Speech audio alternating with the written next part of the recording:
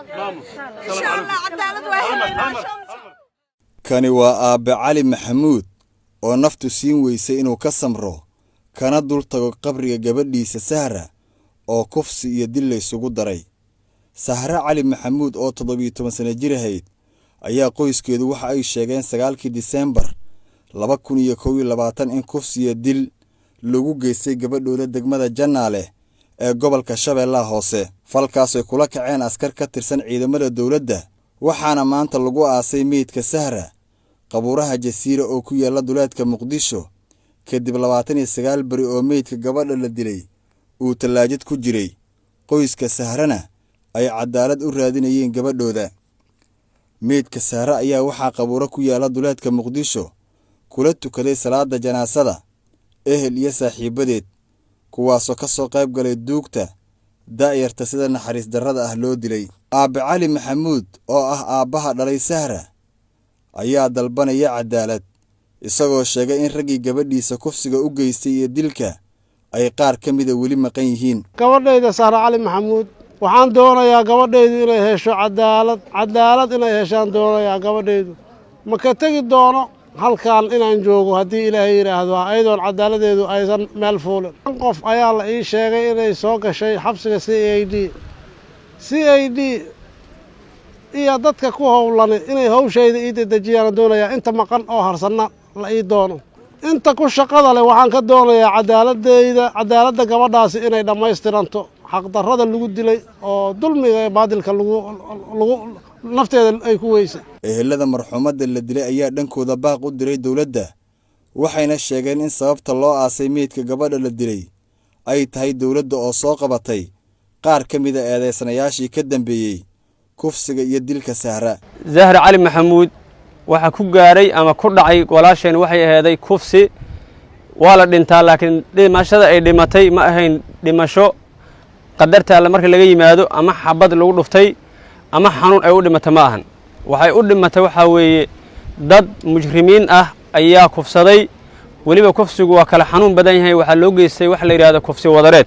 walaasheen Zahro in maanta waa aasnay aman xeer ilaalinta ayaan ku aasnay mid la mid ah cadaaladda inaan helno inaan mar laba dib insha Allah noogula yeero ayaan rajaynaynaa insha Allah taala. waxa waaye dhacda xanuun badan ay ahayd 30 maalmood ay frinjiteer ku jirtay. waxa waaye maanta waa soo aasnay waxaan doonaynaa inta meesha ka hadashay ay ka hadlaysay inta joogta u joogta inta dhageysanaysa ay u dhageysanaysa cadaalad in la helo.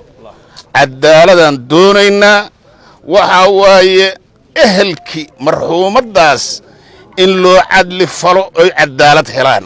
dambiilayaashana waa naqaan kuwa baalinayana waa naqaanaa waxaana indhahayna ku aragnay dambiilayaasha in horena laga taagan yahay gadaalna laga taagan yahay waa dambiilayaal kale aan leenahay. kuwaas dadku waxay leeyihiin eedaysana maaha waa dambiilayaal waxaana caddaynaya waxa meesha ka dhacay.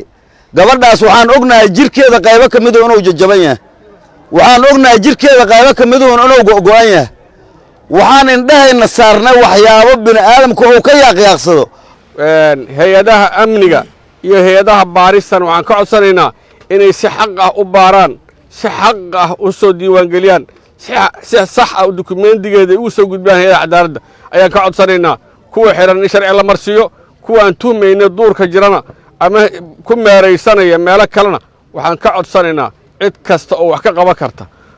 dadku dad islaam waaye ahlu tawxiid waaye nooma bannaana waxaan islaamka u baahnayn nooma bannaano. waxaan ka xunnahay dhibta ku dhacday gabadhan oo ay u geysteen niman arxan laawayaal ah. waxaan leenahay marka horta iyada Allah naga sabar siiyo midda kaleeto dadku waxa waaye waa naflay waaye mar walba waa la dhimanaa ilaahay waxaan ka baryaynaa in cadaaladda ilaahay oo noo saqiiro. waxaan xiriir la sameynay hay'adaha ammaanka dawladda si aan wax uga weydiino kiiska dilka iyo kufsiga ah ee lagula kacay Sahra balse ma noo suuro gelin. gabdho badan oo Soomaaliyeed ayaan weli helin cadaalad taasoo ugu dambayso Sahra cali maxamuud oo halkan lagu aasay oo ah qabuuro ku yaala duleedka Muqdisho waxayna ehelkeedu ugu baaqeen dawladda federaalka Soomaaliya inay cadaalad hesho. Maxamed Ciise Koona, Universal TV, Muqdisho.